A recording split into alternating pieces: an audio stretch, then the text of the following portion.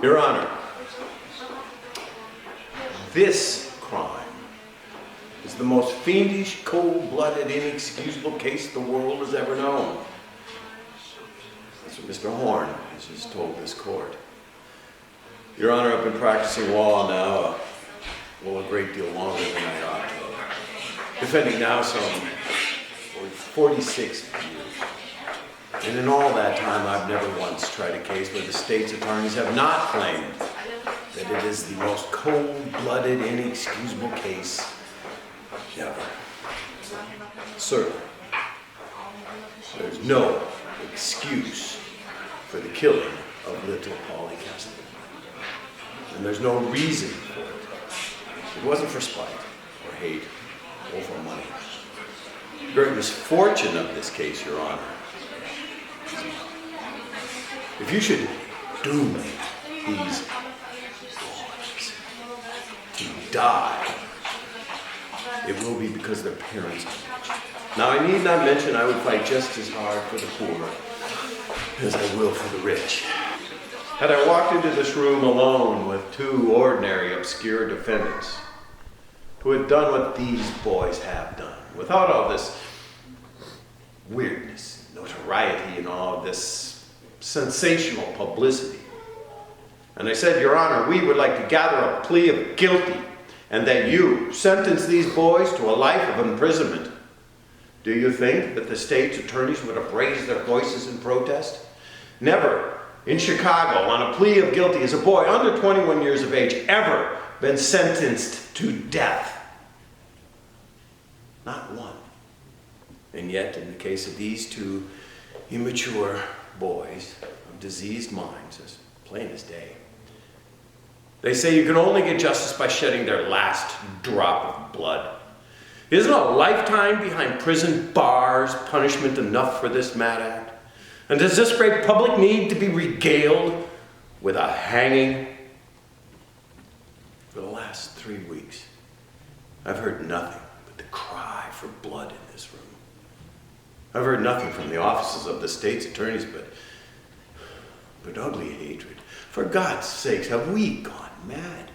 If we hang these boys, it'll mean that in this land of ours, a court of law could not help but bow down to public opinion in as cruel of a speech as he possibly could have made.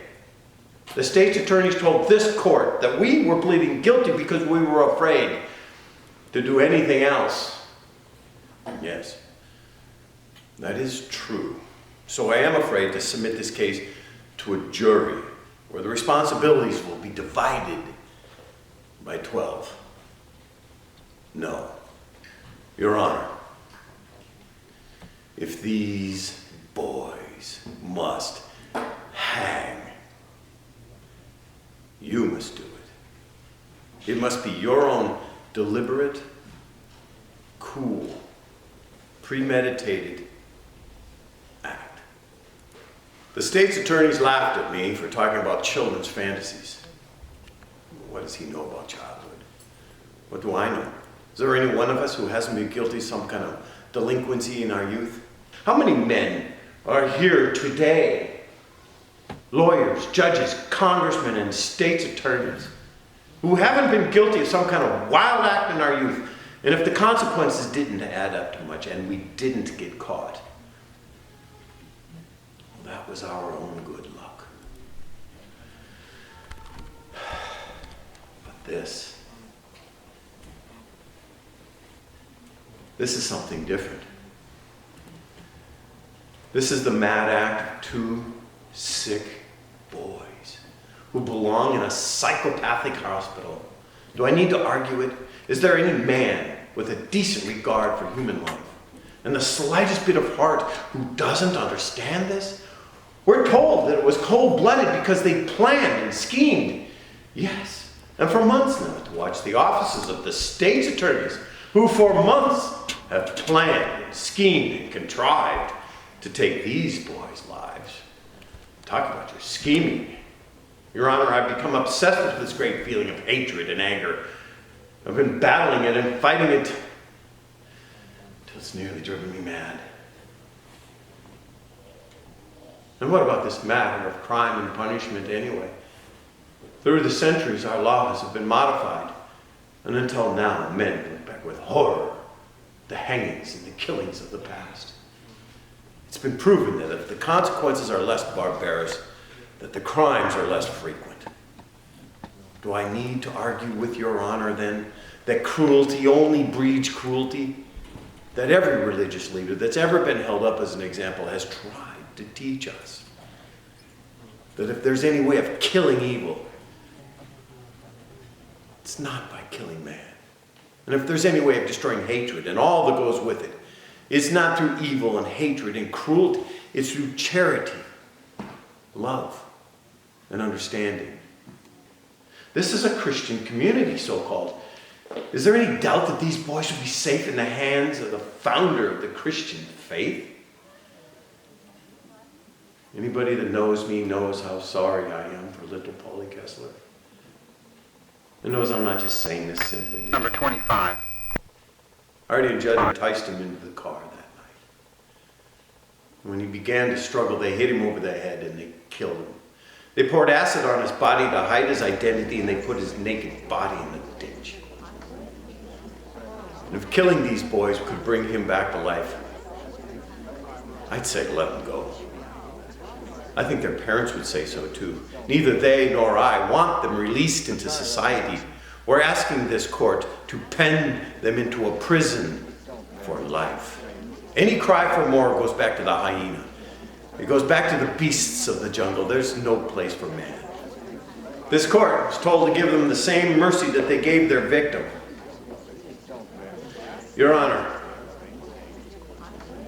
if our state is not more kinder, more human, more compassionate, more intelligent than the mad act of these two sick boys, I'm sorry, Reverend Johnson. well then I'm sorry I've lived so long.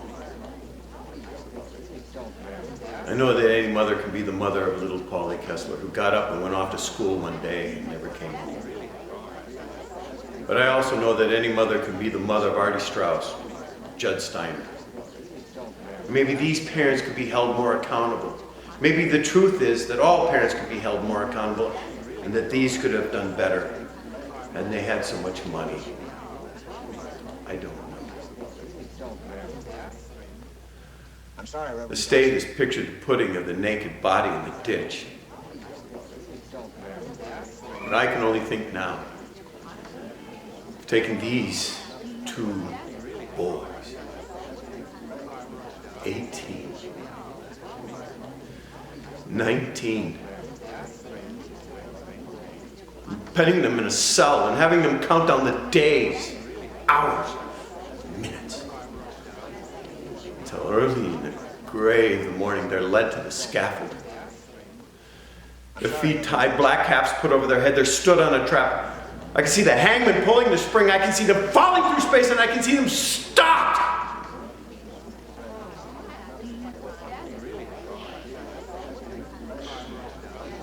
By the rope around their neck. And it would be done. In the name of justice. Justice. Who knows what it is? Do I know? Does Your Honor know? Can Your Honor tell me what I deserve? Can Your Honor appraise yourself and say what you deserve? Do you think that you can cure the hatreds and the maladjustments of the world by hanging them?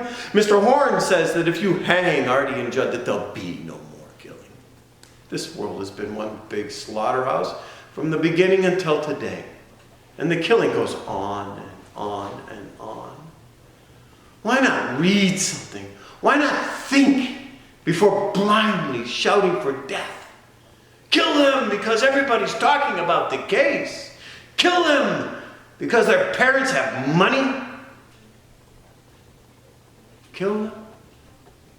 Will that stop other boys from killing? No.